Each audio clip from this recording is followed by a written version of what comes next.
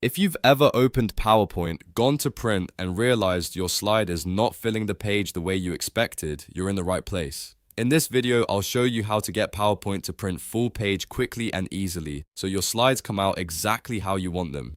This is perfect if you want clean full page slides for handouts, presentation notes, or just a simple one slide per page printout. And if this tutorial helps, make sure to hit like and subscribe for more quick software tips like this. Alright, let's jump right in. First, open your PowerPoint presentation and click File in the top left corner. From the File menu, select Print. This will open the print settings screen where you can control exactly how your slides will be printed. Now, look under the settings section. You'll usually see a drop-down menu that may already say something like Full Page Slides, or it may be set to a different print layout.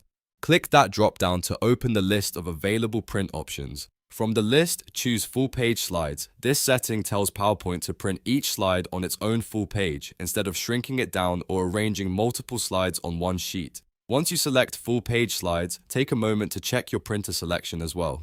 Make sure the correct printer is chosen, especially if you have more than one printer available. After that, review the print preview on the right side of the screen. You should now see your slide displayed as a full page. If everything looks good, click Print. PowerPoint will send the job to your printer, and your slide should print as a full page. That's really all there is to it. Just go to File, then Print, choose Full Page Slides under Settings, select your printer, and click Print. It's a simple fix, but it makes a huge difference when you want your slides to print properly. If this video saved you time, don't forget to like the video and subscribe to the channel for more easy PowerPoint tutorials. Thanks for watching, and I'll see you in the next one.